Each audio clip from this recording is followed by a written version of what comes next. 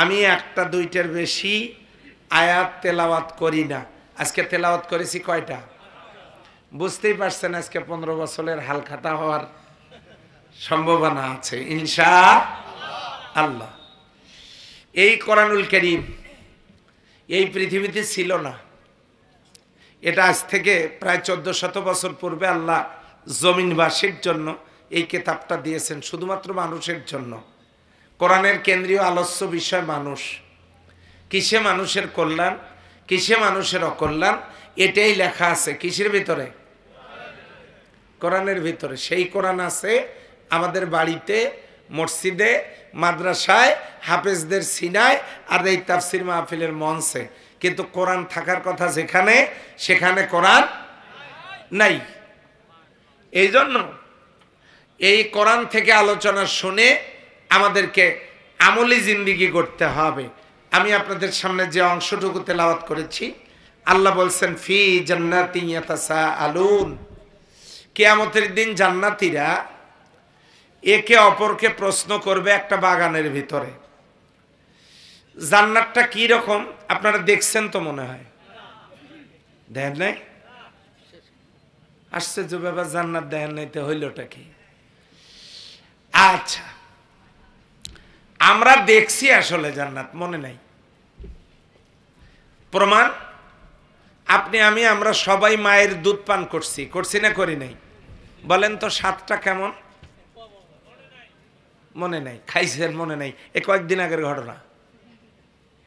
আল্লাহ যখন রুহগুলোকে সৃষ্টি করেছেন, এই রুহগুলোকে আল্লাহ জান্নাত জাহান্নাম দেখাইছেন।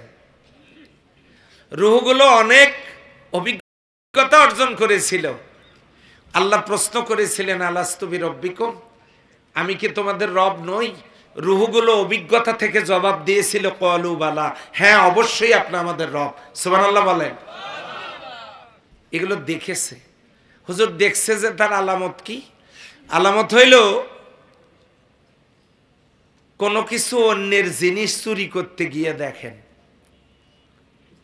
এই হাত বাড়াতে গিয়েও ভয় লাগে। মানুষ যদি টের পায়, ভিতরে দুক দুক করে কাঁপে, তার মানে এই রুহু, এই কলিজা, এই হৃদয় বলে দেয়, ও আল্লাহর বান্দা, তুমি এখন যে কাজটা করতেছো, এই কাজের বদৌলতে জাহান্নাম। আমি দেখে এসেছি কত শাস্তি সেখানে, কঠিন জায়গা। রুহু শান্তি পায় না, ছটফট করতে থাকে, অস্থিরতা কাজ করে। আর মসজিদে যখন যায়, ওয়াজ মাহফিলে যখন যায়, ঘন্টার পর ঘন্টা আলোচনা শোনে, আত্মা তৃপ্তি পায়, চোখের কোনায় ঘুম আসে, মোটেও মনের মধ্যে কোনো টেনশন থাকে না। কারণ রুহু জানে, ও আল্লাহর বান্দা, তুমি এখন যে জায়গায় বসে আছো, এর বদৌলতে আল্লাহ যে তোমাকে জান্নাত দিবেন, সেই জান্নাত তো আমরা দেখে এসেছি, আমি তো দেখে এসেছি সেখানকার সুখময় অবস্থাটা। এই জন্য রুহু শান্তি পেতে থাকে, চোখের কোনায় ঘুম আসে, হৃদয় ছটফট করে না, আল্লাহর বান্দা আত্মতৃপ্ত হয়। বলেন সুবহানাল্লাহ। কাজেই এই রূহ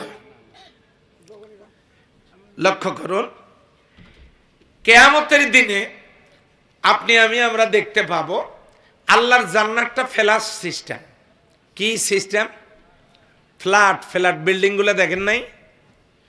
সরকারি বিল্ডিংগুলোতে ঢুকে দেখবেন, এ পাশের বেডরুমটা যেরকম, এ পাশের বেডরুমটা ওই রকম, এ পাশের বাথরুমটা যত স্কোয়ার ফিট, এ পাশের বাথরুমটা ওই রকম, এটার ডাইনিং যেমন, ওটারও ডাইনিং তেমন, এটার কিচেন যেমন, ওটারও কিচেন তেমন, ওটার মাস্টার বেড যেমন, এটারও মাস্টার বেড তেমন, সব একই কোয়ালিটির। এই রকম হবে জান্নাত। এটাতে লিফট থাকবে, সিঁড়িও থাকবে।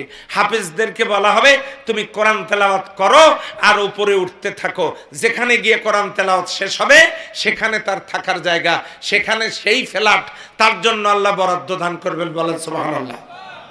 এখন ফ্ল্যাটটা কত বড়? আকাশ আর জমিনের মাঝখানে যত বড় ফাঁকা জায়গা আছে, এর চাইতেও বড় এক একটা করে ফ্ল্যাট। আওয়াজ দিয়ে বলেন আল্লাহু আকবার। এই আওয়াজে হবে না? যুবক কারা হাত তোলেন? যারা যুবক হাত তোলা, এই যে বাঁকা করে রাখছে, এ বলে যুবক বলে সোজা, তাও এক হাত তুলছে। দুই হাতও তুলতে পারেন না, তারা আবার যুবক দাবি করে, যুবক থেকে পদত্যাগ করেন। একটা তাকবীর দেন, নারায়ে তাকবীর। এ পাশে আওয়াজ দেয় না, সমস্ত দুর্বল লোক এই পাশে। এবারে দেন দেখি কোন পাশের আওয়াজ বেশি হয়। নারায়ে তাকবীর। আলহামদুলিল্লাহ, এরকম হলেও চলবে। আলহামদুলিল্লাহ। সম্মানিত ভাইয়েরা, তাহলে আল্লাহর জান্নাত হবে কি সিস্টেম? Flat system. দুনিয়াতে বুঝাচ্ছি, এটাতে লিফট তো থাকবে, সিঁড়িও থাকবে।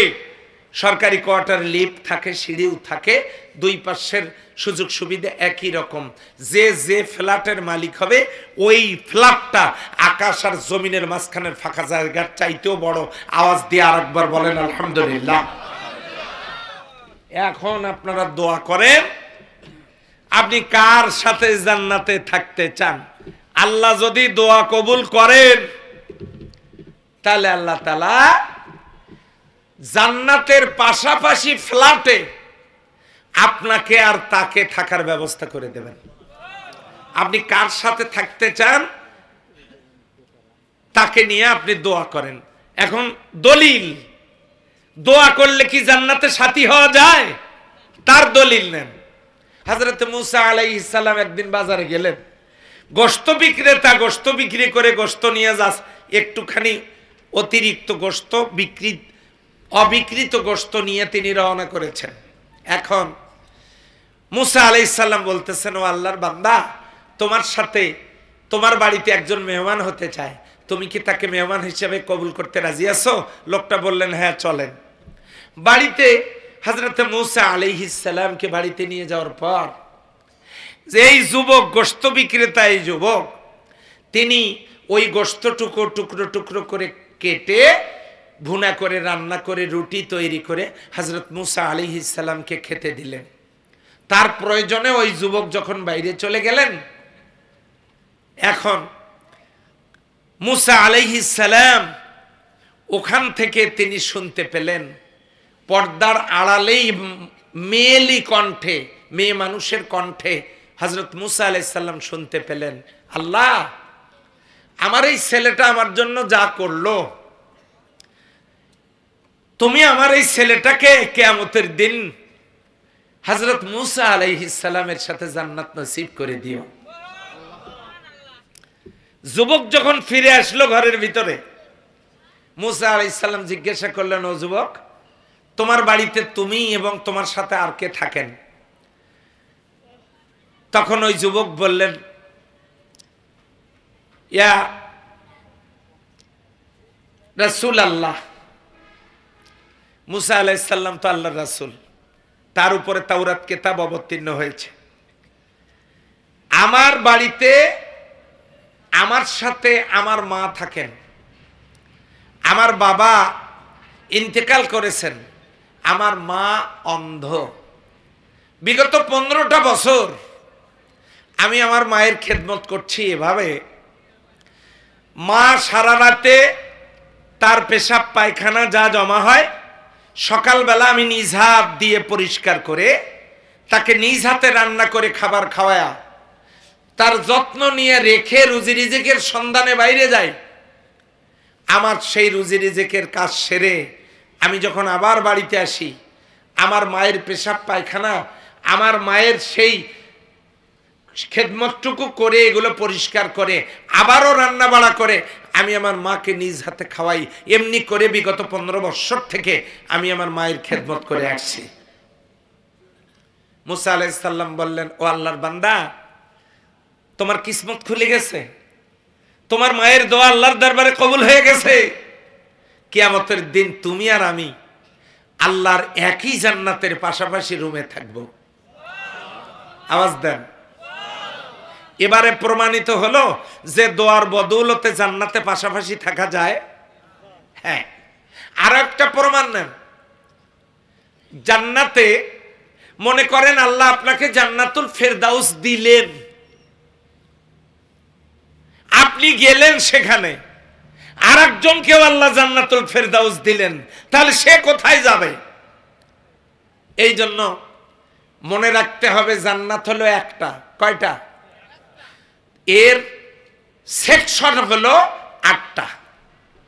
একটা জান্নাতের 8টা সেকশন, একটা জান্নাতুল ফেরদাউস, একটা দারুস সালাম, এমনি করে করে যতগুলো জান্নাত আছে আমি সময় নেব না, আপনারা দেখবেন 8টা যে জান্নাতের সেকশন, 8টা দরজা। এই 8টা দরজা দিয়ে কারা ঢুকবে? জান্নাতে যারা যাবে, এটা মেইন গেট। এখন ফেরদাউসের মালিক যারা, তারা ওই ফ্ল্যাটে যাবে। ওই ফ্ল্যাটে যাওয়ার পর ওখানে গিয়ে দেখবে কার নামে কোনটা বরাদ্দ, সেটাতে ঢুকবে। প্রত্যেকটাই একটা দুনিয়ার চেয়েও বড়, বলেন সুবহানাল্লাহ। এখন ঢুকবে। এখন আপনি দোয়া করেছেন, আল্লাহ অমুক লোকের সাথে আমি জান্নাতে থাকতে চাই, তাকে যদি তুমি কবুল করো তাহলে আমাকে তার সাথী বানায়ো, আর আমাকে যদি কবুল করো তাকে আমার পাশে রাখিও, যাতে আমরা পাশাপাশি থাকতে পারি। এখন আপনারা দোয়া করেন কার সাথে থাকতে চান। আল্লাহ জান্নাত দিলেন। দেওয়ার পর এই জান্নাতের দরজায়, ফ্ল্যাটের দরজায়, মেইন দরজায় যাওয়ার সাথে সাথেই দরজাটা খুলে গেল। খুলে যখন গেল, ওই পাশের ফ্ল্যাটে যিনি আছেন উনিও দরজার কাছে আসার সাথে সাথেই তার ফ্ল্যাটের দরজাটা খুলে গেল। দুইজন দুইজনকে দেখতে পাবে। সুবহানাল্লাহ, ধীরে বলেন। ডাক দিয়ে বলবে, জসিম ভাই। এটা জসিম ভাই না? হ্যাঁ। এটা ফরহাদ ভাই? হ্যাঁ। আপনি কোন ফ্ল্যাটে? আমি এই ফ্ল্যাটে। আপনি? আমি এই ফ্ল্যাটে। আসেন। দুইজন নিকটে চলে আসবে। সাজানো থাকবে একটা গোল, একটা সুন্দর বালাখানা, একটা বাগান। এই বাগানের মধ্যে সামনাসামনি 2টা চেয়ার স্থাপিত থাকবে। দুইজনে গিয়া ওই চেয়ারে বসবে। এ পাশের ফ্ল্যাট থেকে যিনি আসলেন, এ পাশের ফ্ল্যাট থেকে যিনি আসলেন, 2 চেয়ারে সামনাসামনি দুইজন বসবে। এরপরে চলতে থাকবে দুজনের মাঝে আলাপচারিতা। আলাপচারিতার এক পর্যায়ে হঠাৎ করে নজর চলে যাবে নিচের দিকে। জান্নাতি লোকজনের নজর চলে যাবে, এই দুইজনের নজর চলে যাবে নিচের দিকে। দেখবে এখানে একদল মানুষ আগুনের ভিতরে পুড়ে ছারখার হয়ে যাচ্ছে। পুড়তে পুড়তে এরা ভাসতেছে, আবার ডুবে যাচ্ছে, পুড়তে পুড়তে নিচে চলে যাচ্ছে, আবার ভাসতেছে। এই দৃশ্য জান্নাত থেকে নিচের দিকে তাকায় দেখবে। দেখার পর ফি জান্নাতিন ইয়াতাসাআলুন, তখন জান্নাতীরা দুইজন, ফি মানে মধ্যে, জান্নাতিন ইয়াতাসাআলুন, জান্নাতের মধ্যে এই দুইজন একে অপরকে প্রশ্ন করবে, ও ভাই জসিম ভাই, এই লোকগুলো এই সাকার নামক দোজখের মধ্যে জ্বলন্ত আগুনের মধ্যে পুড়তেছে কেন ভাই? এদের কাছে কি কোরআন হাদিস দিয়ে বোঝানোর কোনো লোক যায় নাই? এদের কাছে কি কোরআন হাদিস যায় নাই? আচ্ছা, এরা পুড়তেছে কেন জাহান্নামের আগুনে? ফরহাদ ভাই, আপনি কি জানেন? ফরহাদ সাহেব বলবেন, জসিম ভাই আমি তো জানি না। আপনি কি জানেন? কয় না, আমিও তো জানি না। তাহলে এক কাজ করি, দুইজনেই যাই, ওদেরকেই জিজ্ঞাসা করি। ওরা যখন পুড়তে পুড়তে একটা গ্রুপ ভাসবে, ওদেরকে গিয়ে জিজ্ঞাসা করি ওরা কি এমন কাজ করছে যে কারণে জাহান্নামের আগুনে জ্বলতেছে, ঘটনাটা কি? এরপরে দুইজন পরামর্শ করে জাহান্নামীদের দিকে তাকিয়া, জাহান্নামের দিকে তাকাইয়া ওই জাহান্নামীদেরকে জিজ্ঞাসা করবে, সাকারের মধ্যে যারা পুড়তেছে তাদেরকে জিজ্ঞাসা করবে, ওরা কারা? আনিল মুজরিমিন, ওই পাপীদেরকে জিজ্ঞাসা করবে। কি জিজ্ঞাসা করবে? মা সালাকাকুম ফি সাকার, তোমাদেরকে কিসে এই সাকারের মধ্যে নিয়ে আসলো? তোমরা কি এমন কাজ জমিনে করছো যে কারণে তোমাদেরকে জ্বলন্ত আগুনের ভিতরে দাউ দাউ করে জ্বলতে হচ্ছে? কারণটা কি? জমিনে কি এমন কাজ তোমরা করছো? বলো, বাতাও, সংবাদ দাও, কি কারণে এই কাজ করছো? তোমরা জাহান্নামে আসছো। ওরা তখন বলবে ক্বালু লাম নাকু মিনাল মুসাল্লিন। আল্লাহু আকবার বলবেন না? ওরা তখন বলবে আমরা তারা, ক্বালু তারা বলবে লাম নাকু মিনাল মুসাল্লিন, আমরা নামাজীদের অন্তর্ভুক্ত ছিলাম না, আমরা নামাজ পড়ি নাই। এরকম বেনামাজি লোক আমাদের এলাকায় আছে না নাই? আছে। তাহলে সাকারের মধ্যে যাওয়ার 1 নাম্বার কারণ কি ভাইরা বলেন তো? নামাজ সালাত আদায় না করা। এখন যদি আলোচনা চলাকালীন সময় কেউ ওঠে, বুঝবেন উনি ওই তরিকার লোক। মা সালাকাকুম ফি সাকার, তোমাদেরকে সাকারে আনলো কে? ওরা বলবে ক্বালু লাম নাকু মিনাল মুসাল্লিন, আমরা নামাজ পড়তাম না, সালাত আদায় করতাম না। আমরা পড়ি না? কথা বলেন। পড়ি। যদি পড়ি, এটা কোন জায়গা জাকির ভাই? আপনার উপজেলা তো মনে হচ্ছে না। এর আগে মাহফিলে আসছিলাম, লোকজনের সাউন্ডে তো আলাদা। তখন ভয় ছিল, এখন তো ভয়ও নাই, এখন তো নিরাপদ। তারপরেও আমার তো মনে হয় ওনারা বাড়ি থেকে আসার সময় স্ত্রী জিজ্ঞাসা করছিল কই যাও? কয় মাহফিলে। কয় মাহফিলে যাও, হুজুর কিন্তু খুব চেষ্টা করবে জোরে কথা বলাবার জন্য। খবরদার, তুমি জোরে আওয়াজ দিও না, তোমার শরীর কিন্তু এমনিতেই চলে না,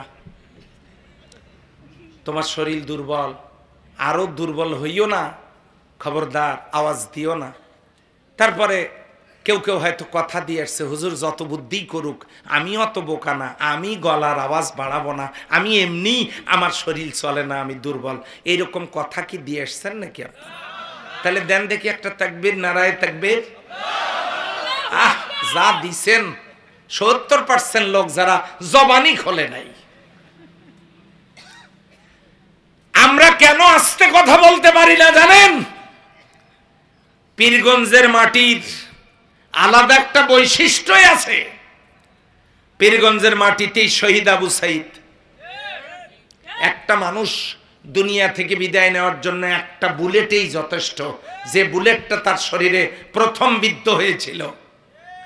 তারপরে আবারও হাত বাড়িয়ে দিয়েছে, 4টি বুলেট তার শরীরে বিদ্ধ। এরপরে তিনি টলে পড়েছেন।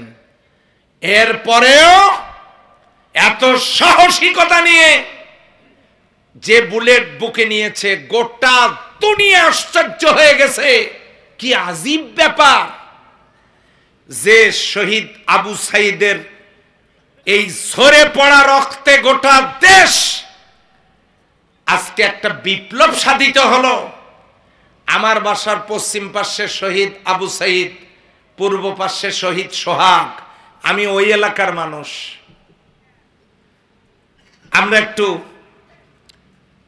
আমরা একটু বলিষ্ঠ কথা বলা পছন্দ করি।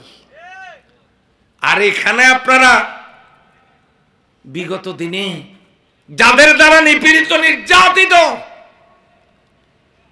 আজকে মাহফিল করতে গেলে তাদের নাম ছাড়া পোস্টার হতো না, বানান ভুল হলে মাহফিল বাতিল হতো। অনেকক্ষণ থেকে দেখলাম তাদের পোস্টারে আর তাদের নামই নাই। এটা কে করেছেন? সেই আল্লাহ আছেন না নাই? তারা এখন নিজেরাও বুঝতে পারতেছে।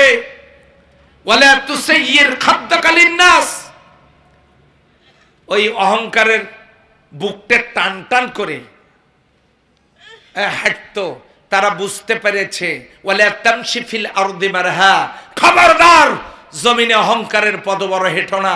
এটা আল্লাহর কথাটা তারা বুঝতে পারছে। অহংকারের পরিণতি কত ভয়াবহ হয়, কথা বলেন ঠিক কিনা? বিশ্বাস করেন, এত সহজে আপনাদেরকে ভয় দেখাবার জন্য আর কোন ভূত খুব সহজে সামনে আসার কোন সম্ভাবনা নাই, কোন সম্ভাবনা নাই। আসতে দেওয়া হবে না। প্রয়োজনে আবারও পীরগঞ্জ থেকে আবু সাইদের জন্ম হবে।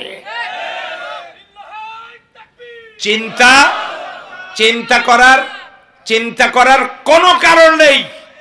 আরো একটা কথা বলে রাখি, আগামী দিনে কেউ যদি দল করে রাজনীতি করে টাকা ইনকাম করার চিন্তা করে থাকেন, আল্লাহর হস্তে ফিরে আসেন, ওই সুযোগ আর বাংলাদেশে হবে না। সরকারের সম্পদ আত্মসাৎ করলে জনগণ এখন জিহ্বা টেনে ছিঁড়ে ফেলবে, এই জন্য ও সুযোগ আর হবে না। রাজনীতি করে ভাগ্য করতে পারবেন না, সে সুযোগ আর থাকবে না। আর লুকিয়ে থাকা মানুষগুলো যখন একবার বেরিয়ে পড়েছে, এটাও মনে রাখা দরকার, এই জমিনে কোরআনের সমাজ কায়েম না হওয়া পর্যন্ত এই লোকগুলো আর ঘরে ফিরে যাবে না। সেই জন্য ভয় চিন্তার কোনো কারণ না রেখে শুনুন, জাহান্নামে যাওয়ার, সাকারে যাওয়ার 1 নম্বরের কারণ নামাজ। এই নামাজ পড়ে নাই, তাই সে সাকারের মধ্যে আসছে। এখন আমাদের মধ্যে যারা নামাজ পড়ে তারা আবার নামাজ থেকে শিক্ষা নেয় না। এদের নামাজ পড়লেও যা, না পড়লেও তা। এই সমাজে এমন অনেক নামাজি আছে যারা মাত্র অল্প কিছুদিন আগেই ইমাম সাহেব মসজিদে দাঁড়িয়ে, মেম্বরে দাঁড়িয়ে আল্লাহর কোরআনের হক কথাগুলো বলুক, তারা সহ্য করতে পারে না। ফির হলুদ দাড়িও আপনাকে বলি নেই, মানে ওই সমস্ত নামাজিদের দাড়িও মাশাআল্লাহ অনেক বড় বড়, কিন্তু কোরআনের সমাজ কায়েমের কথা সহ্য করতে পারতেন না, বলতেও দিতেন না। কোন ইমাম আকার ইঙ্গিতে বললেও তার ইমামতি চলে যাইতো। কথা বলেন ঠিক কিনা? এখন লক্ষ্য করুন, নামাজ আমাদেরকে 4টে জিনিস শেখায়। কয়টা? 4টা। 1, ইমাম বানাতে হবে কয়জন? আচ্ছা, যারা আহলে হাদিসের ভাইরা এখানে কেউ আছেন নাকি? কয়জন আছেন দেখি একটু গনি। হ্যাঁ, মাশাআল্লাহ সবাই আছেন। জি, খুব সুন্দর, ভালো লাগলো। ইমাম বানাতে হবে কয়জন? 1জন। সিলেট থেকে একজন লোক এসে এখানকার আপনাদের মসজিদে দাঁড়ায়া বলল, আমি আজকে থেকে এই মসজিদের ইমাম। যারা বিরোধিতা করবে মসজিদ থেকে বেরিয়ে যান, আর যারা নামাজ পড়বেন না আসিয়েন না, আমি আজকে থেকে এখানকার ইমাম। আপনারা কি মানবেন? আহলে হাদিসের ভাইরা বলেন মানবেন? মানবেন না। কেন? ওই ইমাম আপনারা নিয়োগ, কথা বলে না যে হুজুর বলার জন্য তো আপনি আসছেন, আমরা আর কি বলবো। ওই ইমাম আমরা নিয়োগ করি, কাজী তাকে ইমাম মানি না, এটা বলবেন আপনারা। আমার প্রশ্ন হলো, উনি তো একাই এসে এখানে ইমাম হওয়ার কথা, আপনি তাকে নিয়োগ করেন নাই জন্য আপনি মানলেন না। এখন যখন আপনি নিয়োগ করেছেন, তখন ওই মসজিদের কমিটির সকল সদস্য, গ্রামবাসী পরামর্শ করেই তো তাকে নিয়োগ দিয়েছেন। ওই পরামর্শ করতে গিয়ে অধিকাংশ ভাইদের মত যেদিকে মত দেওয়া হয়েছে, সেই ব্যক্তিকেই তো ইমাম নিয়োগ দেওয়া হয়েছে। কথা বলেন তো ঠিক কিনা? যদি তাই হয়, তাহলে আপনি পরামর্শ নিয়ে অধিকাংশ ইমামদের মতামত নিয়ে আপনি ইমাম নিয়োগ করলেন, এটার নাম কি গণতন্ত্র নয়? গণতন্ত্র নয়। স্বপ্নযোগে সিলেট থেকে এসে আপনার মসজিদের ইমাম হইছে, আর আপনি মেনে নিয়েছেন এইটা, না আপনি পরামর্শ করে মতামতের ভিত্তিতে ইমাম নিয়োগ দিয়েছেন? কোনটা?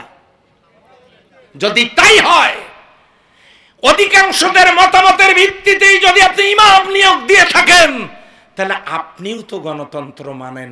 তাহলে আপনি গণতন্ত্রের বিরুদ্ধে ওয়াজ করেন কোন সাহসে? তখন আপনার ফতোয়া কোথায় থাকে? যারা আজকে গণতন্ত্রের দোহাই দিয়া আল্লাহর জমিনে আল্লাহর দ্বীন কায়েমের পক্ষে আপনারা কাজে অংশগ্রহণ করছেন না, গণতন্ত্র জায়েজ নাই, আব্রাহাম লিঙ্কনের গণতন্ত্র হারাম, এই ফতোয়া যারা দিচ্ছেন তারা ইমাম নিয়োগ করলেন কিভাবে? ওটা জায়েজ আর এটা হারাম। ইসলাম কায়েম করার জন্য বিশ্বনবী কেবলাটা পর্যন্ত বাইতুল্লাহ কেবলা 17 মাস পরিবর্তন করে বাইতুল মুকাদ্দাসের দিকে মুখ করে নামাজ আদায় করেছেন, উত্তরের দিকে 17 মাস বিপরীত দিকে মুখ করে সালাত আদায় করেছেন। ইসলামী স্বরাষ্ট্র কায়েমের জন্য আল্লাহর হাবিব 17 ওয়াক্ত ফরজ সালাত জীবনে কাজা করেছেন। কোরআনের সমাজ কায়েমের জন্য ফরজ রোজা কাজা করে 2 বার, 8ম হিজরিতে 18 তারিখে, রমজানের 18 তারিখে, আর বদরের যুদ্ধের দিনে 17 তারিখে ফরজ রোজা কাজা করে আল্লাহর জমিনে কোরআনের সমাজ কায়েমের জন্য আন্দোলন করেছেন, কাফনের কাপড় পরে রাজপথে মিছিল করেছেন। শুধু কি তাই? শুধু তাই না, এই উমরা পালন না করে হুদাইবিয়ার সন্ধির বছরে ফেরত চলে গেছেন। যে নবী কোরআনের সমাজ কায়েমের জন্য জীবনে 27টা যুদ্ধে নেতৃত্ব দিলেন এবং বিজয় লাভ করলেন, যে নবী ফরজ সালাত কাজা করে যুদ্ধ করলেন, ফরজ রোজা কাজা করে যুদ্ধ করলেন, মক্কা বিজয় করলেন, উমরা পালন না করে ফেরত চলে গেলেন, কাফনের কাপড় পরে মিছিল করলেন এবং কেবলাটা পর্যন্ত পরিবর্তন করলেন, কোরআনের সমাজ কায়েম করার এই কৌশল হিসেবে 17 মাস উত্তরের দিকে বাইতুল মাকদাসের দিকে মুখ করে সালাত আদায় করলেন। এতগুলো কাজ কোরআনের সমাজ কায়েমের জন্য বিশ্বনবী করলেন। কাজটার কত বড় গুরুত্ব, যে কারণে নামাজ, রোজা, উমরা, হজ কেবলা পর্যন্ত পরিবর্তন এটা করলেন। এত কিছু করলেন যে নবী, সেই নবীর উম্মত হিসেবে আমাদের কোরআনের সমাজ কি চালু করা দরকার নয়? আস্তে করে বলেন, দরকার নয়? আর এই কোরআনের সমাজ যাতে চালু হতে না পারে, আমাদের দেশের একদল পণ্ডিত বের হয়েছে, তারা বলতেছে গণতন্ত্র হারাম, হারাম। আচ্ছা, তাহলে আপনি কোন পদ্ধতিতে কোরআনের সমাজ কায়েম করবেন? যারা গণতন্ত্রকে হারাম বলতেছেন তারাও তো এখন 3-4 ভাগে বিভক্ত। তাহলে আপনি গণতন্ত্র হারাম বলে কোরআনের সমাজের কাজ আপনি নিজেও করলেন না, করতেও দিলেন না। আপনার মৃত্যু হবে মুনাফিকের মৃত্যু। যদি আহলে হাদিসের ভাইরা হন তাহলে শুনুন, সহিহ মুসলিম 1271 নম্বর হাদিস। এমন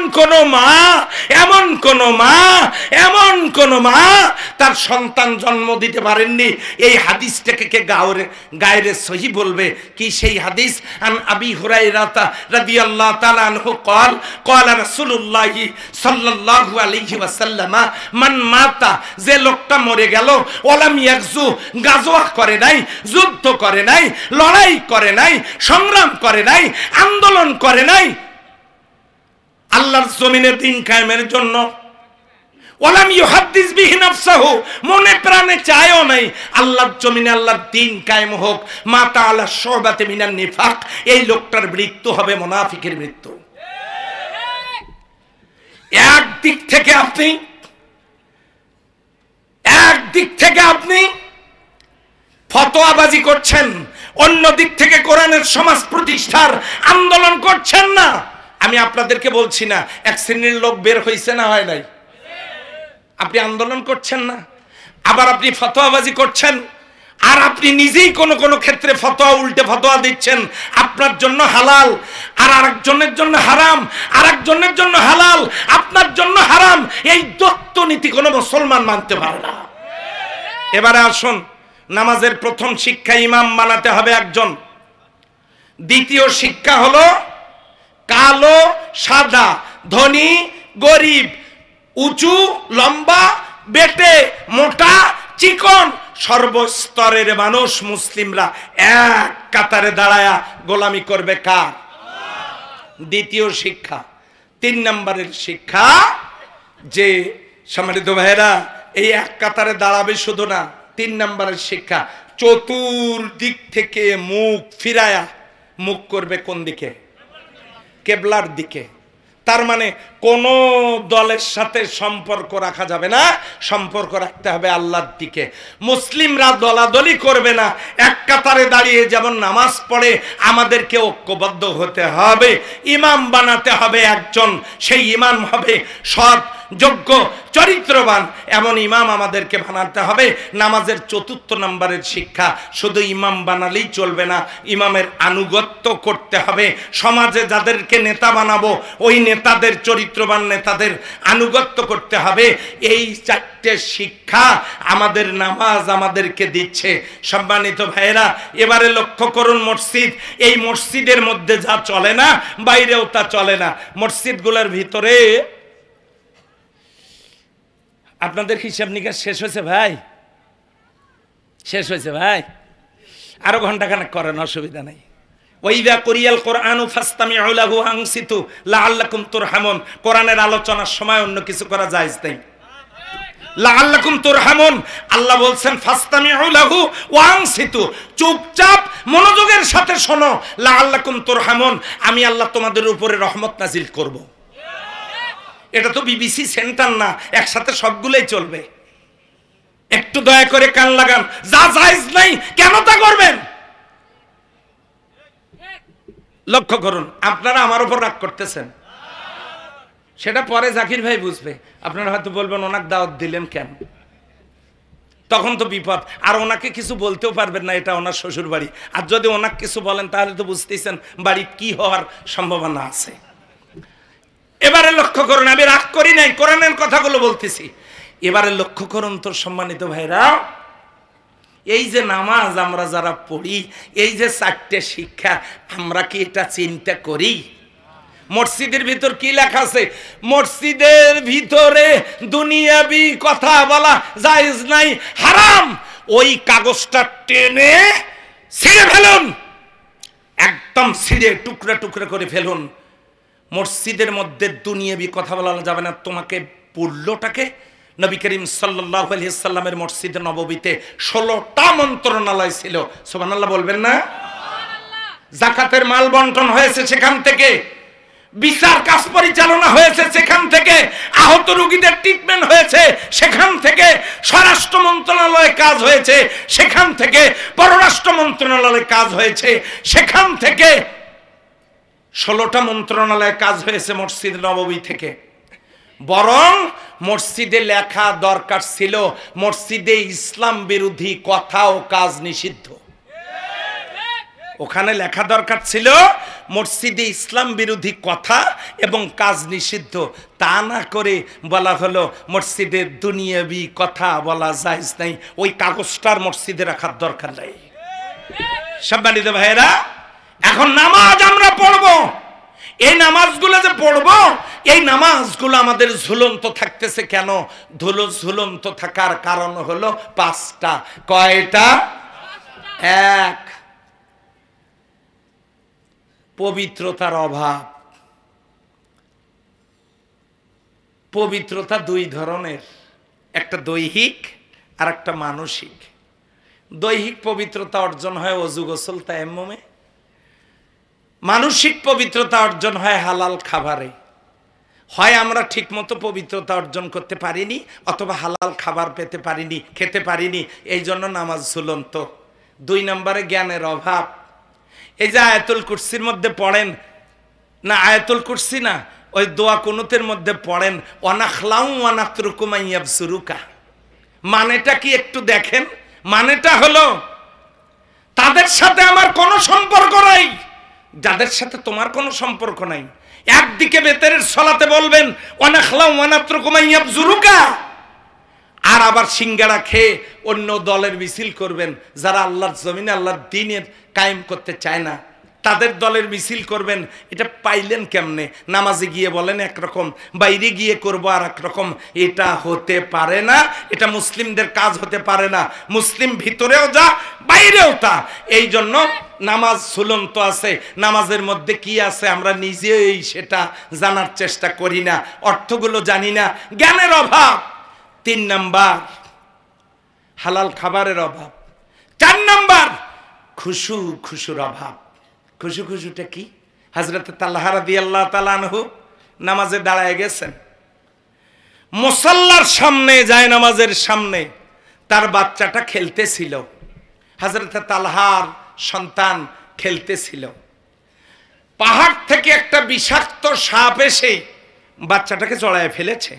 পাহাড়িয়া সাপগুলো ডাইরেক্ট এসে সবল মারে না, এর আগে জড়ায়। আহার পাইলে আগে পেঁচায়, পেঁচায় টান মারে, দিয়ে মারে, মারার পরে তারপরে খায়। একটা সাপ এসে বাচ্চাটাকে পেঁচায় ফেলেছে। হযরত তালহা সালাত আদায় করছেন, দূর থেকে তার স্ত্রী দেখলেন যে বাচ্চাটাকে সাপে পেঁচায় ফেলেছে। তখন হযরত তালহা সালাতে দাঁড়ানো। হযরত তালহার স্ত্রী উম্মে সুলাইম, হযরত তালহার স্ত্রী উম্মে সুলাইম নজর করে দেখে ছেলেকে সাপে পেঁচাইছে।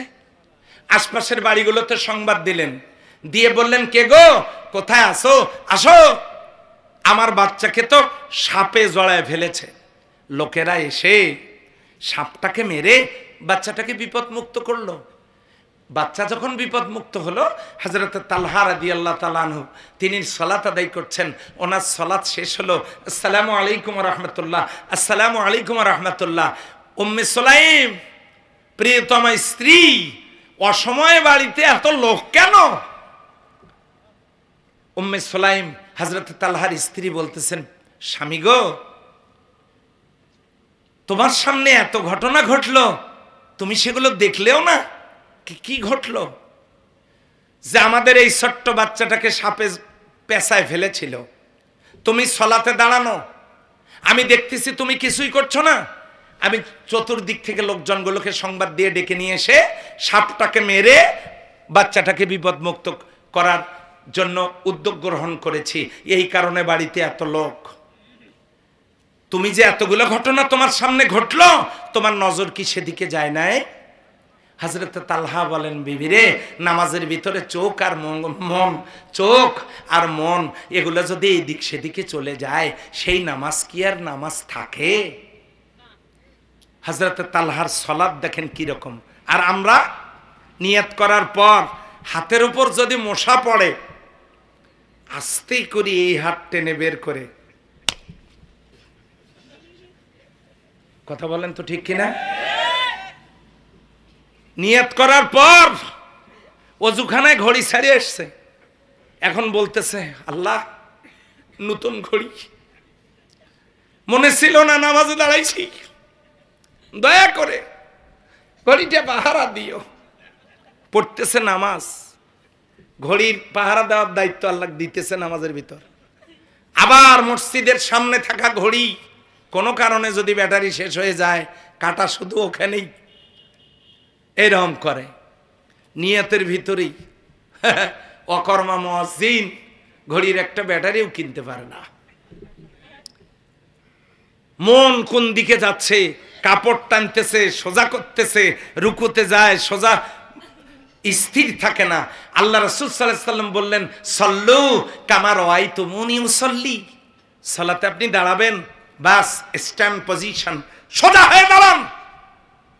তাকবীরে তাহরিমা, হাত বুকে বাঁধেন, নাভিতে বাঁধেন, যেখানে খুশি বাঁধেন, গন্ডগোল করিয়েন না। কেন হুজুর গন্ডগোল করব না? হাত বাঁধা নিয়ে যদি গন্ডগোল করেন, তাহলে বলেন তো যার হাত নাই, কথা বলে না কেন? যার হাত নাই সে কোথায় বাঁধবে? হাত নিয়ে গন্ডগোল করেন না, কোথায় বাঁধে বাঁধুক। বুকে বাঁধা জায়েজ আছে, বাঁধেন। নাভিতে বাঁধা জায়েজ আছে, বাঁধেন। বাঁধবেন না, ছেড়ে দেন, জায়েজ আছে। ইমাম মালিক রাহমাতুল্লাহ আলাইহির অনুসারীরা কোনো দিনই তারা হাত বাঁধে না। তারা যারা হজ করেছেন তাদের কাছে শুনবেন, হাত ছেড়ে দিয়ে তারা সালাত আদায় করে। সম্মানিত ভাই ও বোনেরা, হাত বাঁধা নিয়ে গন্ডগোল করাটা বোকামি। আমিন নিয়ে গন্ডগোল করবেন, একদল আস্তে বলেন, বলেন, একদল জোরে বলেন, বলেন, বলেন তো, জোরে বলেন, আস্তে বলেন, শব্দটা তো আমিনই, কথা ঠিক কিনা? কেউ তো আর নুরুল আমিন বলেন না, এটা বলেন নাকি? আমিনই তো বলেন, নুরুল আমিন তো কেউ বলেন না। তা আমিন বলেন একটু জোরে আস্তে, গন্ডগোল করেন না। ওয়ালা দলিন, ওয়ালা দলিন, দলিন জল্লিন যেটা খুশি বলেন, গন্ডগোল করিয়েন না। এরপর সম্মানিত হাজিরিন, আপনি ফরজ সালাতের পরে দোয়া করবেন কি করবেন না এটা আপনার ব্যাপার। সালাম ফেরানোর সাথে সাথে নামাজ শেষ, দোয়া নামাজের অংশ নয়, করলে করেন। দোয়া কালাম সহি মাসনুন দোয়াগুলো পাঠ করার পর আপনি আল্লাহর কাছে কিছু চাইলে করেন, দোয়া করেন। আর যদি মনে করেন করবেন না, অসুবিধা নাই, এটা আপনার ব্যাপার। দয়া করে গন্ডগোল করিয়েন না। আল্লাহর হস্তে হাত জোড় করে গেলাম, আমার এই হাত জোড় করা অনুরোধটা আপনারা কি মানতে রাজি আছেন? কারা কারা রাজি আছেন একটু হাত দেখান দেখি। জি আলহামদুলিল্লাহ, হাত নামান, খুশি হইলাম। এবারে লক্ষ্য করুন, 1 নম্বরে জ্ঞানের অভাব, 2 নম্বরে পবিত্রতার অভাব, 3 নম্বর হালাল খাবারের অভাব, 4 নম্বর খুশুর অভাব, আন্তরিকতার অভাব, ঐকান্তিকতার অভাব, 5 নম্বরে নামাজ থেকে শিক্ষা গ্রহণের অভাব। এই 5টা কারণে নামাজ ঝুলন্ত, আর 4টে কারণে নামাজগুলো থেকে আমরা শিক্ষা গ্রহণ করছি না। এখন মা সালাকাকুম ফি সাকার, তোমাদেরকে সাকারের মধ্যে আনলো কিসে বলো তো দেখি। কলু, তারা বলবে লাম নাকু মিনাল মুসাল্লিন, আমরা সালাত আদায় করতাম না। আমরা সালাত আদায় করব, আকিমুস সালাত, নামাজ কায়েম করব সেভাবে, সল্লু কামা রাআইতুমুনি উসাল্লি, সেভাবে নামাজ পড়ব। রাসূলুল্লাহ সাল্লাল্লাহু আলাইহি ওয়াসাল্লাম যেভাবে নামাজ পড়েছেন সেটা কি রকম? তিনি স্ট্যান্ড পজিশনে দাঁড়িয়েছেন, রুকুতে যখন গেছেন পিঠে সোজা, পিঠের ওপরে পানির বোতল রাখলেও পড়ে যেত না। তিনি সেখানে তাসবিহ পাঠ করেছেন, সুবহানা রব্বিয়াল আযীম। এভাবে আরো দোয়া আছে, আমি ইখতিলাফ ঘটাতে চাচ্ছি না, 3 বার কমপক্ষে পাঠ করুন। এরপরে সোজা হয়ে দাঁড়ান। আপনি যখন তাসবিহ পাঠ করবেন তখন আপনার চোখ যাবে 2 পায়ের মাস্ক, 2 পায়ের সামনে, ওখানে চোখ যাবে আপনার রুকুতে। আপনি দাঁড়ান, দাঁড়ানোর পর আবার আপনার চোখ যাবে সেজদার জায়গায়। এরপরে প্রথমে হাঁটু, তারপরে হাত, তারপরে নাক, তারপরে কপাল আপনি সেজদায় রাখেন, সুবহানা রব্বিয়াল আলা।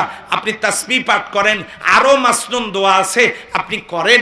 সেখান থেকে আপনি ওঠেন এক সেজদা দিয়া, আল্লাহুম্মা গফিরলি ওয়ারহামনি, যে দোয়াটা আমরা পড়ি এটা আপনারা পড়েন। তারপরে আবার সেজদায় যান, সেজদায় গিয়ে আবারও তাসবিহ পাঠ করেন। পড়ে আপনার 2 রাকাত এভাবে পড়ার পর, 4 রাকাত এভাবে পড়ার পর, 2 রাকাত যদি হয় তাশাহুদ পড়েন। পড়ার পর আপনি দাঁড়ান, দাঁড়ানোর পরে আবার 2 রাকাত পড়ার পর আপনার কোলে থাকবে আপনার চোখ। এখন আপনি তাশাহুদ, দোয়া কালাম, দরুদ শরীফ পড়ার পর আপনি সালাম ফেরান। কিভাবে ফেরাবেন? আসসালামু আলাইকুম ওয়া রাহমাতুল্লাহ, আসসালামু আলাইকুম ওয়া রাহমাতুল্লাহ, এরকম নাকি? আপনি সালাম ফিরাবেন, আপনার এই কাত পর্যন্ত আপনার নজর যাবে, আসসালামু আলাইকুম ওয়া রাহমাতুল্লাহ, আসসালামু আলাইকুম ওয়া রাহমাতুল্লাহ। সালাত শেষ। যখন রুকুতে যাবেন পিঠ থাকবে সোজা, দাঁড়াবেন সোজা, সেজদায় যাবেন ওইভাবে, বসবেন, নজর থাকবে কোথায়? এমনি করে সিস্টেমেটিক হইতে আপনি সালাত আদায় করবেন। সালাত হয়ে গেল, বদৌলতে আপনি জান্নাতে যেতে পারবেন। সুবহানাল্লাহ বলেন। কেউ কেউ অবশ্য বলতে চান যে নামাজ পড়ে জান্নাতে যাওয়া যাবে, এমনটা কোরআনের কোথাও নাই। এমনটা কোরআনের মধ্যে আছে, সূরা মাআরিজের ভিতরে আছে।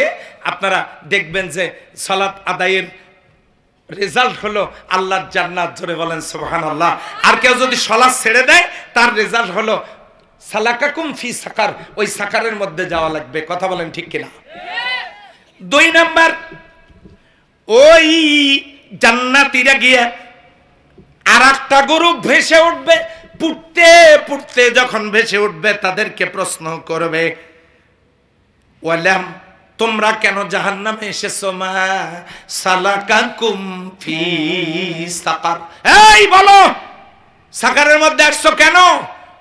আর এক গ্রুপ বলবে, ওয়ালাম নাকুন নুতঈমুল মিসকিন, আমরা গরিব দুঃখী মেহনতি মানুষদেরকে খাদ্য দিতাম না, আমরা তাদেরকে খাওয়াতাম না। তার মানে দরিদ্র মুক্ত সমাজ গঠনের জন্য আমাদের কোনো ভূমিকা ছিল না।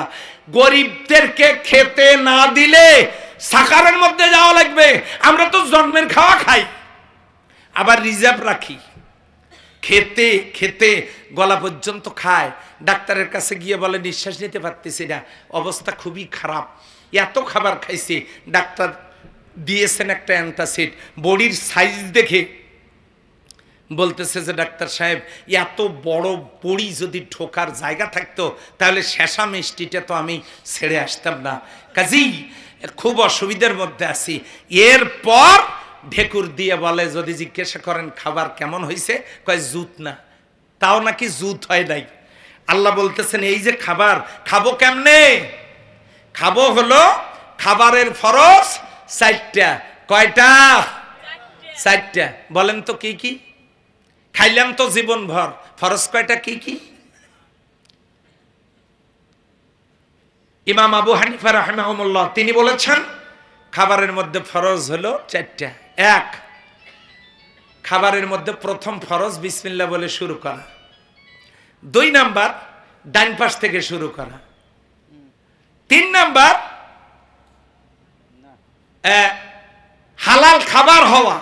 হালাল খাবার হওয়া 1 নাম্বার। 2 নাম্বার বিসমিল্লাহ বলে শুরু করা। 3 নাম্বার ডান পাশ থেকে শুরু করা। আর 4 নাম্বার খাবারের শেষে আলহামদুলিল্লাহ বলে শুকরিয়া আদায় করা। আচ্ছা খাইলাম, কিন্তু পাশেই যে গরিব মানুষ খেতে দিলাম না। ফাওয়াইলুল লিল মুসাল্লিন আল্লাযীনা হুম আন সালাতিহিম সাহুন আল্লাযীনা হুম ইউরাউন ওয়া ইয়ামনাউনাল মাউন। ওই সমস্ত নামাজীদের জন্য ধ্বংস। আরাইতাল্লাযী ইউকাযযিবু বিদ্দীন ফাযালিকাল্লাযী ইয়াদউল ইয়াতীম ওয়া লা ইয়াহুদ্দু আলা তাআমিল মিসকিন।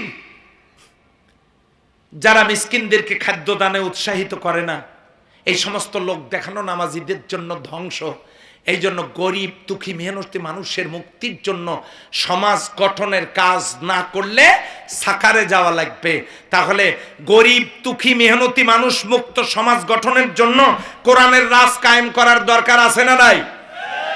বিগত 53টা বছর যারা রাষ্ট্রীয় ক্ষমতায়, তারা মুসলিম মায়ের সন্তান, কিন্তু এই কাজটা কেউ করে নাই।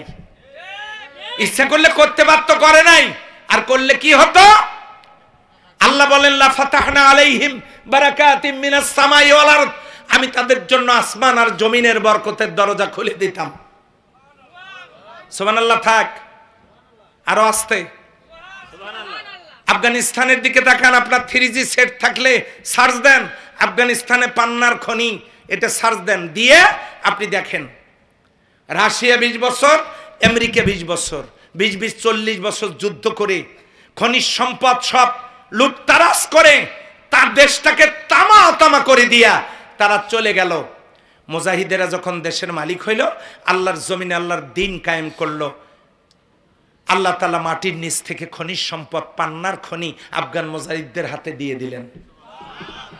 অর্থনীতিবিদরা বলেছেন অল্প কিছুদিনের মধ্যে আফগানিস্তান অর্থনীতিতে সুপার 10-এ চলে আসবে।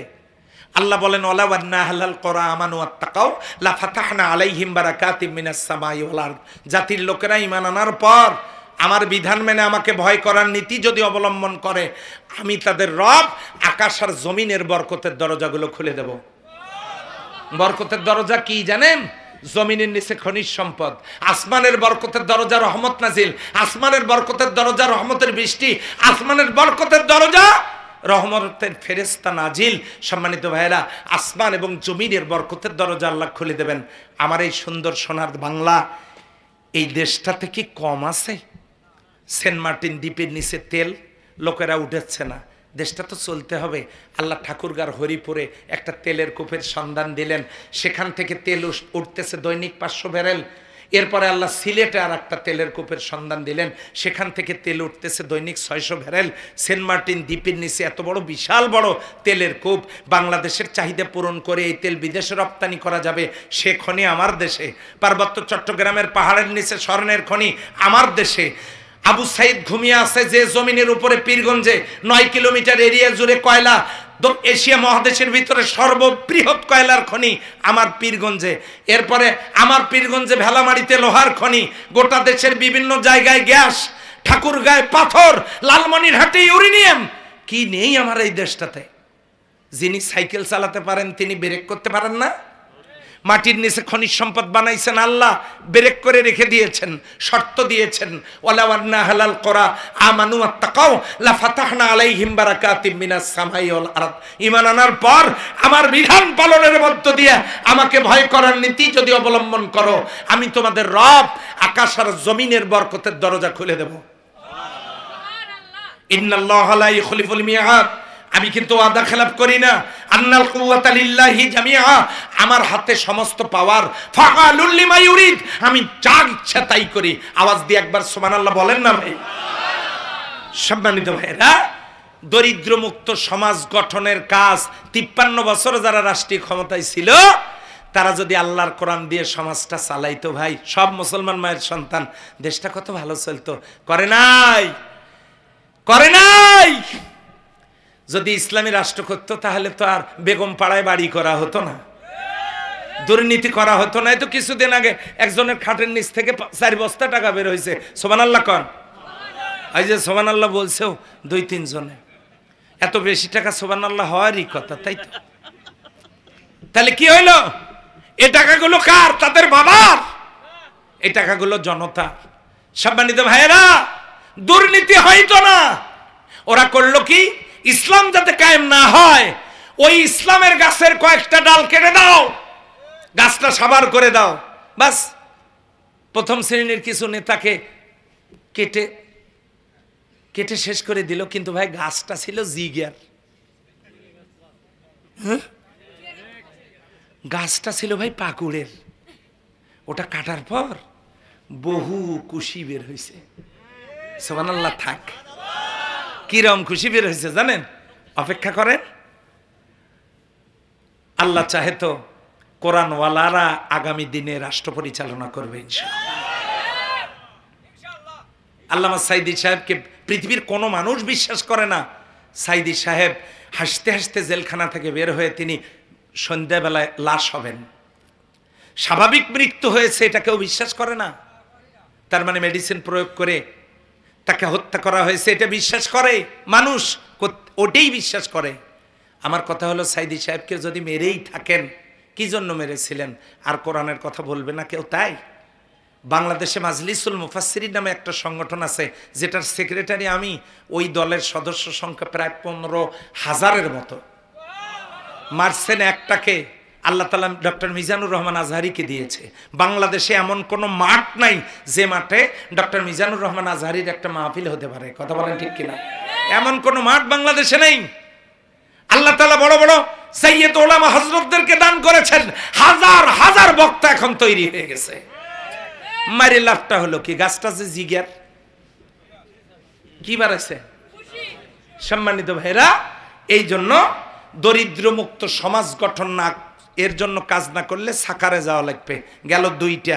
3 নাম্বার, তোমরা জাহান্নামে আসছো কেন?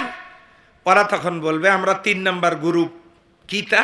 ওয়াকুন্না নাখুযু মাল খাইজিন, আমরা নিজেরাও ভালো কাজ করি নাই, অন্যকেও করতে দেই নাই। নুরানি কায়দায় বললাম। কি কায়দা? নিজেরাও কোরআনের সমাজ কায়েম করার জন্য কাজ করি নাই, যারা করত তাদেরকেও রাত্রিবেলা বাড়িতে থাকতে। হ্যাঁ, এক একজনের মোশান কি রে! ওই সময়টাতে আমি দেখছি এক একজনের মোশান কি, অহংকার কি, দাপট কি, এটা আমি টের পাইলাম একদিন এক লোকের বাড়িতে যায়। দেখি ওই সময়ে একটা মশা, তারও মশান এত বাড়ি গেছে, সে কয়েলের ওপর বসে আছে। এই দৃশ্য দেখার পর আমি মনে করলাম, এই মশা কোন দলের, কোন পার্টির মশা হইতে পারে? কয়েলের উপর বসে আছে। মশারও দাপট বেড়ে গিয়েছিল সেই সময়। কথা বলেন ঠিক কিনা? এই গ্রামের যারা ছোট ছোট মশা, ইগলারও দাপট বেড়ে গিয়েছিল। কথা ঠিক কিনা? আজকে বলছি, নাসিরউদ্দিন সাহেব সিএসি হলেন, প্রধান নির্বাচন কমিশনার আজকে হইলেন। তার মানে বোঝাই যাচ্ছে নির্বাচন হবে। তারপরে কি হবে শোনেন, বিগত 15 বছরে আপনি কোন কোন আমলনামা সংগ্রহ করেছেন, আপনার জমি 15 বছর আগে কতটুকু ছিল, এখন কতটুকু হয়েছে? আগে কতটুকু টাকার মালিক ছিলেন, এখন কতটুকু টাকার মালিক হয়েছেন? এটার হিসাবটা রেডি রাখেন। যে কোনো সময় আপনাকে বাড়িতে আপনি মেহমান পাইতে পারেন, যারা আপনার খোঁজ খবর নেওয়ার জন্য যাবেন। দাপট দেখান, দাপট। মনে রাখবেন, আল্লাহর কাছে কোনো অহংকার পছন্দ নয়। কথা বলেন ঠিক কিনা?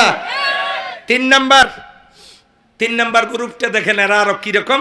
অকুন্না নাখুজু মাল খাইছেন, এরা শুধু বসে বসে সমালোচনা করে। কোন হুজুর যদি যাইতো, একজন আর একজনকে ঘুতে দিত। এই বোঝেন নাই মনে হয়? এই আল্লাহ তাআলা সূরা মুতাফফিফিন, সূরা মুতাফফিফিনটা হলো, এই সূরাটার নাম সিটিং নামে একটা সূরাই তো কোরআনে আছে, সেটা মুতাফফিফিন। সেই সূরাতে আল্লাহ বলেন, হ্যাঁ, সেই জায়গায় আল্লাহ সুবহানাহু ওয়া তাআলা বলছেন, এরা ঈমানদারদেরকে দেখলে হাসাহাসি করে, উপহাস করে।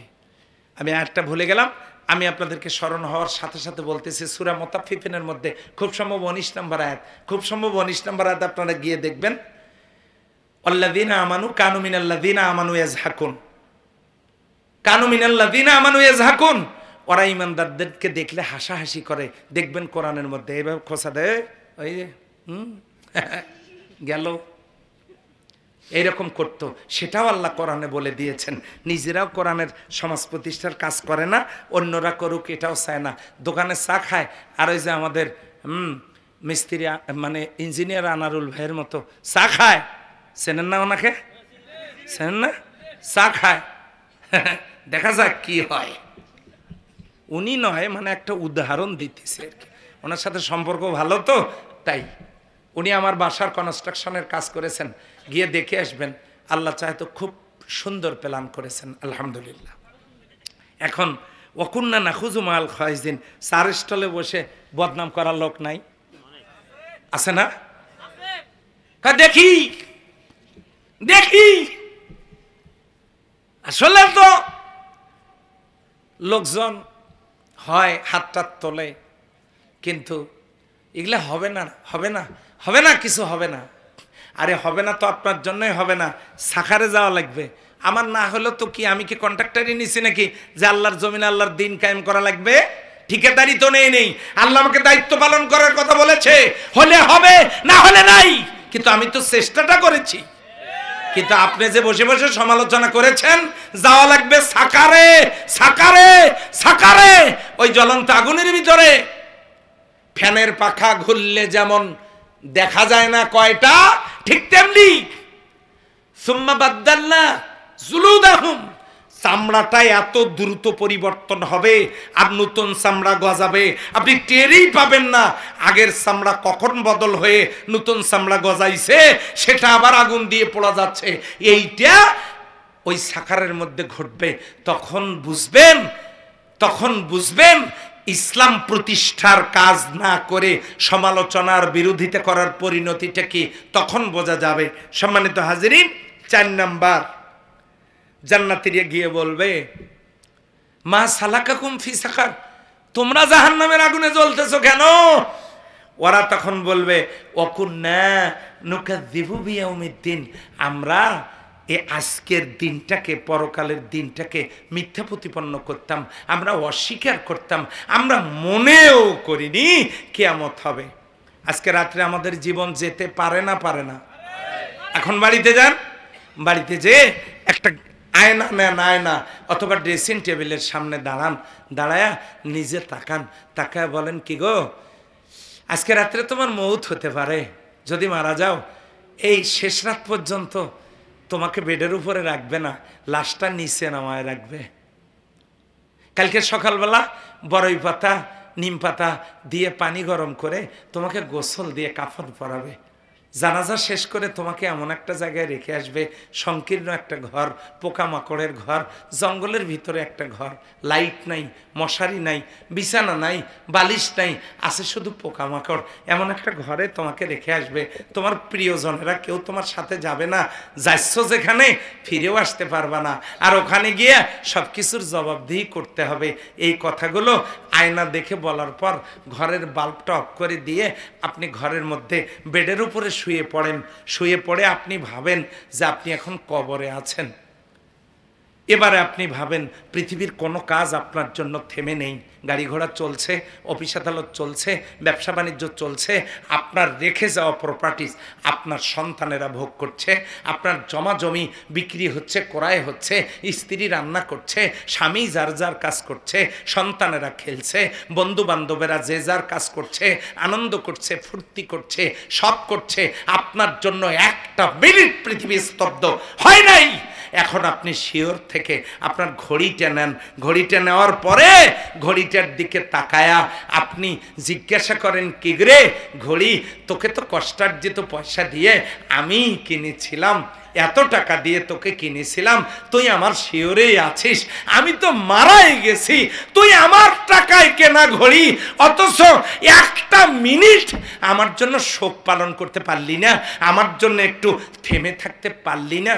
তার মানে আপনার নিজের টাকায় কেনা ঘড়িটাও আপনার জন্য এক মিনিট শোক পালন করবে না, গোটা পৃথিবী আপনার জন্য শোক পালন করবে না। অতএব আপনি বুঝতেই পারছেন এই পৃথিবীতে আপনার আমার কোনো মূল্য নেই।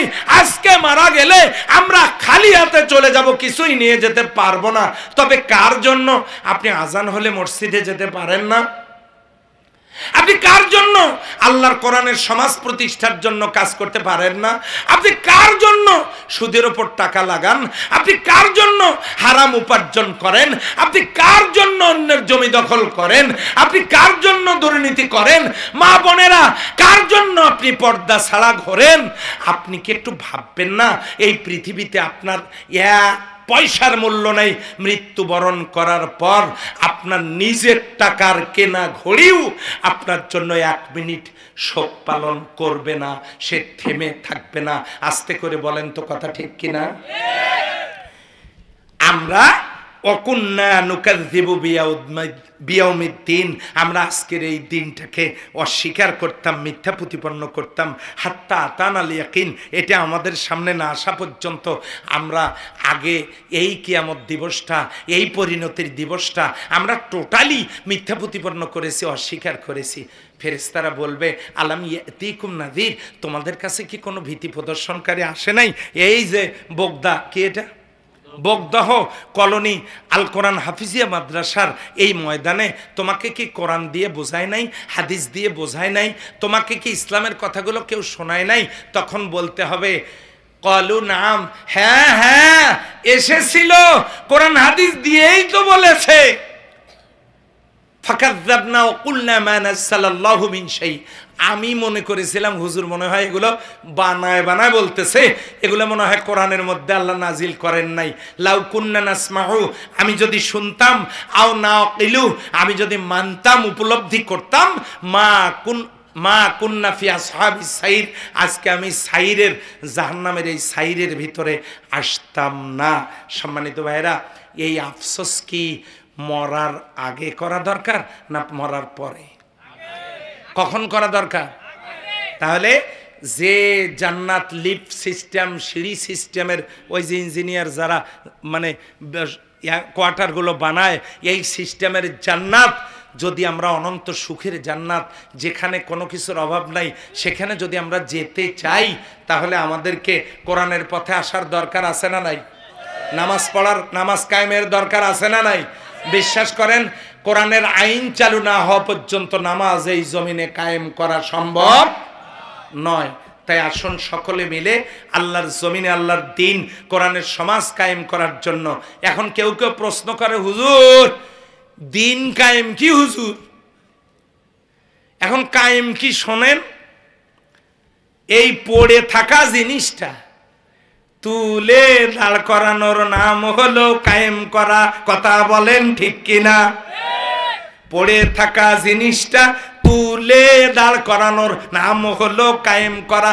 ঘরের মধ্যে কোরআন পড়ে আছে, মসজিদের মধ্যে কোরআন পড়ে আছে, মাদ্রাসাতে কোরআন পড়ে আছে, তাফসির মাহফিলের টেবিলে আল্লাহর কোরআন পড়ে আছে।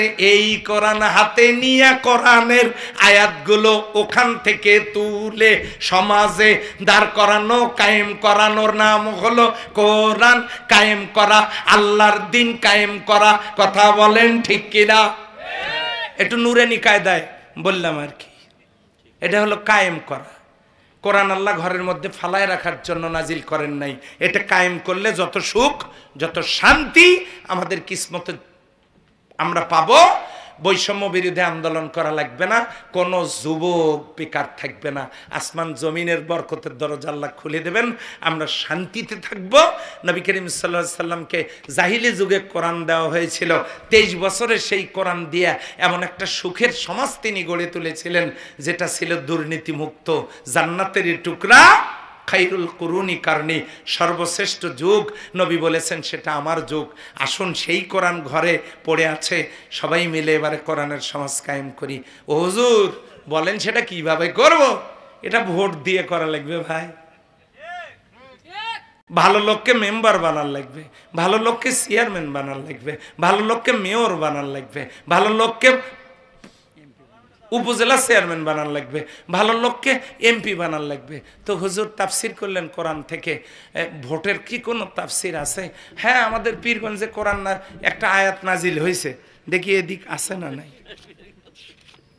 পীরগঞ্জে একটা আয়াত আছে, এদিকে আছে কিনা একটু দেখবো ভাই, দেখবো দেখি আছে কিনা, নাও থাকতে পারে। এদিকে সবাই ভদ্রলোক, দেখি। ও আছে ভাই, এদিকেও আছে।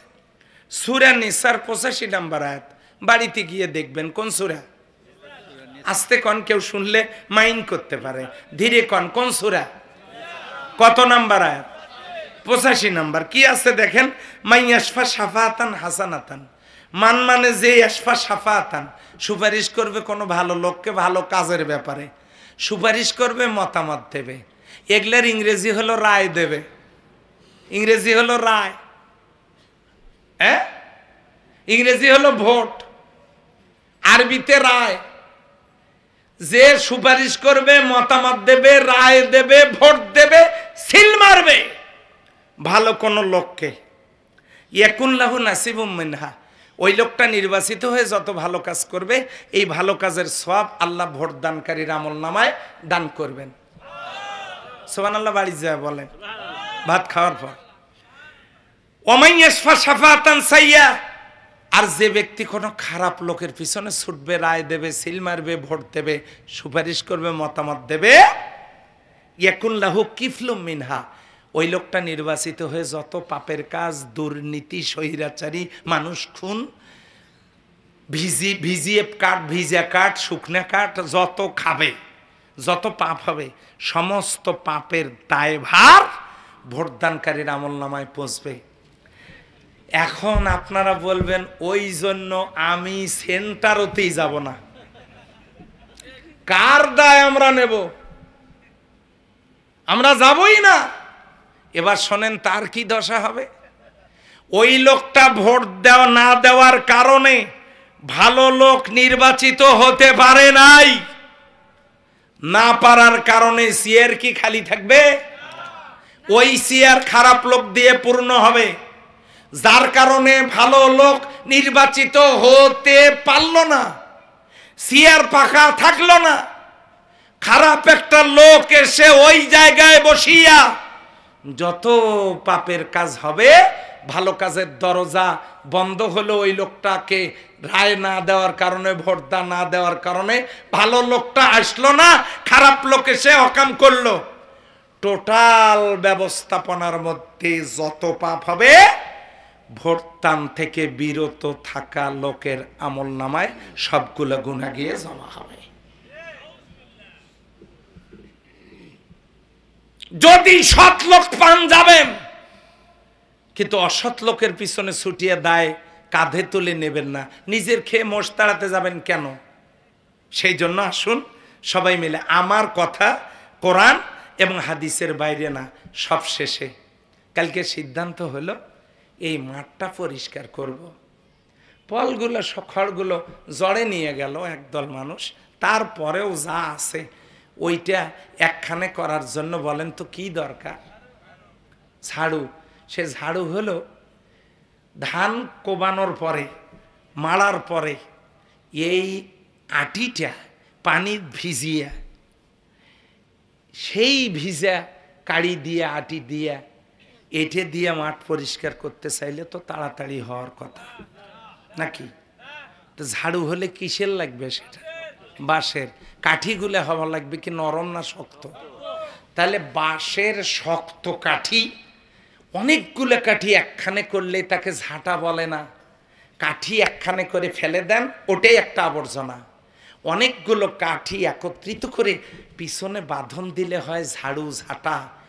এই ঝাঁটা দিয়ে যেমন ময়লা পরিষ্কার হয়, আসেন আমরা সবাই মিলে একটা করে ইমানদার কাঠিতে পরিণত হই, আর পিছনে দিয়ে একটা সংগঠনের বাঁধন, এই সংগঠনের বাঁধন দিয়া এই ইমানদারের শক্ত কাঠির ঝাঁটা দিয়া এই জমিনের উপর থেকে সুদ, ঘুষ, দুর্নীতি, অশ্লীলতা, বেহায়াপনা, চুরি, ডাকাতি, হত্যা, সন্ত্রাস, নারী নির্যাতন, সমস্ত পাপের ময়লা ছাটা পেটা করে আমরাই বিদায় করতে পারবো। কথা বলেন ঠিক কিনা? আসুন সবাই মিলে সেই কাজটা করি। এই কথা বলে আমি শেষ করছি। সুবহানাকাল্লাহুম্মা ওয়া বিহামদিকা, 500 টাকা দিল হায়দার ডাক্তার, আশহাদু আল্লা ইলাহা ইল্লা আনতা আস্তাগফিরুকা ওয়া আতুবু ইলাইক।